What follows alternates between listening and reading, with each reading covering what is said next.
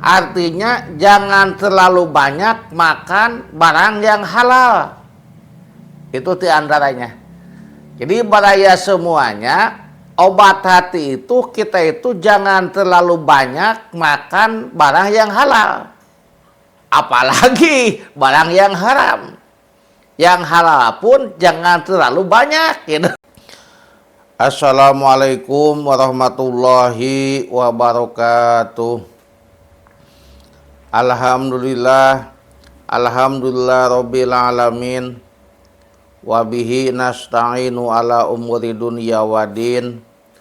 Wa sallallahu ala sayyidina Muhammadin sayyidil mursalin khatamin nabiyyin wa ala alihi wa sahbihi ajmain.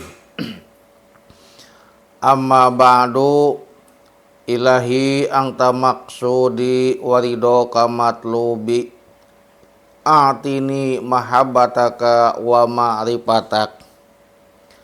Para pemirsa yang budiman, yang saya cintai dan Allah Ta'ala muliakan, pada kesempatan yang berbahagia ini saya insya Allah akan melanjutkan kajian malam kemarin yang masih berjudul obat hati. Kemarin obat hati itu ada 5, diantaranya ke-1 kita sering-sering baca Al-Quran. Kedua, baraya kita itu harus berkumpul menghadiri tempat-tempat orang yang soleh, tempat-tempat kebaikan, dimanapun tempatnya kita sering-sering hadir. Karena insya Allah dengan hadir ke tempat-tempat itu akan turun rahmat dari Allah Subhanahu wa Ta'ala.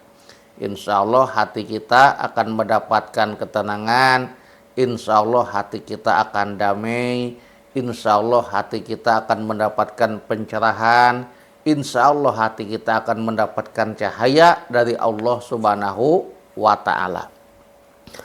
Lalu baraya semuanya, yang ketiga diantaranya obat hati itu adalah wa ihla'ul batini.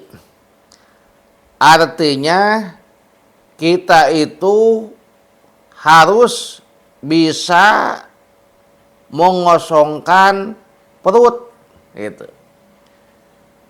Bita'atil qalili minal halali, dengan kita yaitu nyaetikeun makan dari perkara yang halal. Artinya jangan terlalu banyak makan barang yang halal. Itu diantaranya. Jadi baraya semuanya, obat hati itu kita itu jangan terlalu banyak makan barang yang halal. Apalagi barang yang haram. Yang halal pun jangan terlalu banyak gitu. Mohon maaf para ya. Jadi diantaranya obat hati itu baraya ketiga, kita itu harus mengosongkan hati, perut.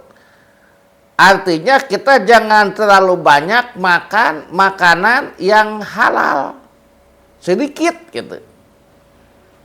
Komodai, apalagi kita makannya dari yang haram.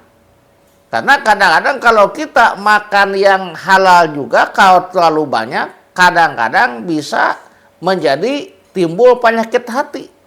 Apalagi yang kita makannya barang yang haram, mohon maaf. Nah, bahkan baraya semuanya, diantaranya kita itu, kalau istilah bahasa ulama itu, kita itu harus sering-sering tirakat. Nah, tirakat puasa gitu ya. Harus sering-sering puasa, tirakat. Karena kalau orang-orang yang suka tirakat itu, insya Allah hatinya akan mendapatkan ketenangan dari Allah Subhanahu wa Ta'ala. Akan mendapatkan penyejuk hati, akan mendapatkan cahaya dari Allah Subhanahu wa Ta'ala. Bahkan kalau kita banyak masalah, kalau kita sering-sering mengosongkan perut, apalagi kita tirakat puasa, maka insya Allah kita akan mendapatkan putuh, kita akan mendapatkan penerangan dari Allah Subhanahu wa Ta'ala. Gitu. Bahkan kalau ulama-ulama dahulu ya, ulama-ulama dahulu, santri-santri dahulu sering-sering tirakat puasa gitu. Untuk apa? Supaya cepat-cepat mendapatkan ilham dari Allah Subhanahu wa Ta'ala, supaya cepat-cepat pengen mendapatkan ilmu-ilmu yang bermanfaat dari Allah Subhanahu wa Ta'ala. Nah, bahkan ulama-ulama dulu mah kalau datang orang yang susah, yang bingung, kadang-kadang dikasih saran harus banyak tirakat, banyak puasa. Nah, itu diantaranya bisa mengobati hati itu. Nah, jadi kalau di sini kalau kita puasa susah, ya kita minimal harus mengurangi makanan yang halal. Dikurangan anu halal, komodain haram ya. Cacak yang halal juga itu harus dikurangi, apalagi yang haram gitu. Karena apa? Karena baraya semuanya di dalam tubuh kita itu, mohon maaf, ada pejit. Ada pejit. Pejit itu kata sebagian ulama ada 18 jengkal.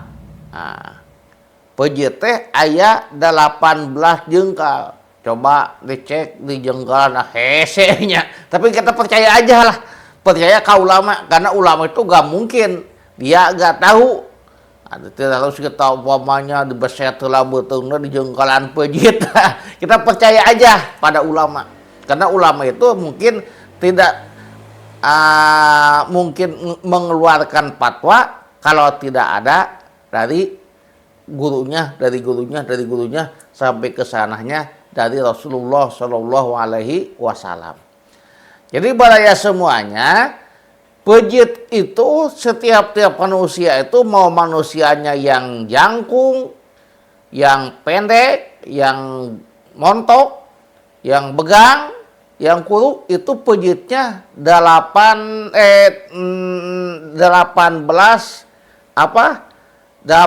jengkal. Nah, 18 jengkal.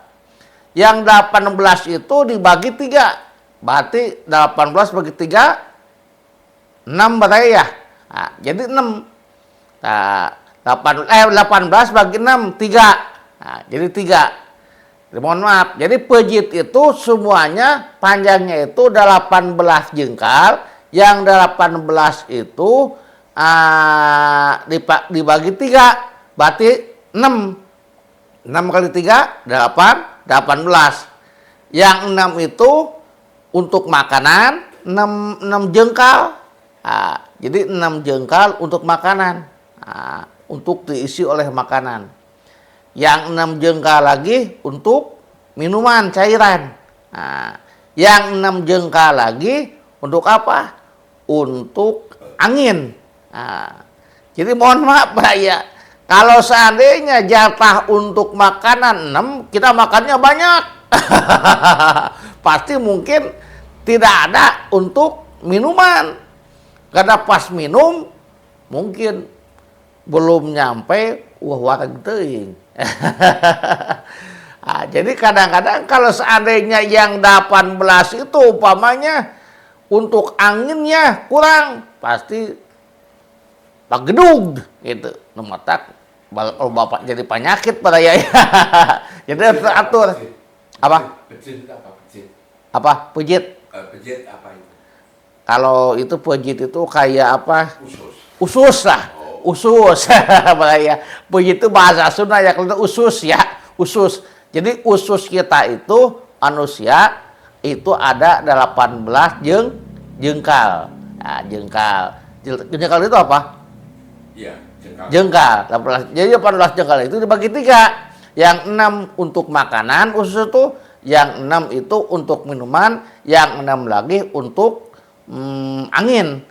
Kalau kita terlalu banyak makannya lebih dari 6, untuk minuman berarti kurang. Kalau minuman banyak, untuk angin kurang. Apalagi makan minumnya terlalu banyak. Kadang-kadang wareg teuing keberkahan ya.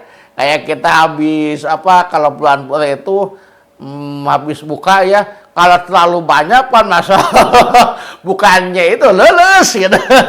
Bukannya upamanya gairah, bukannya sehat, bahkan leles, tunuh, ngantuk. Kalau terlalu kebanyakan.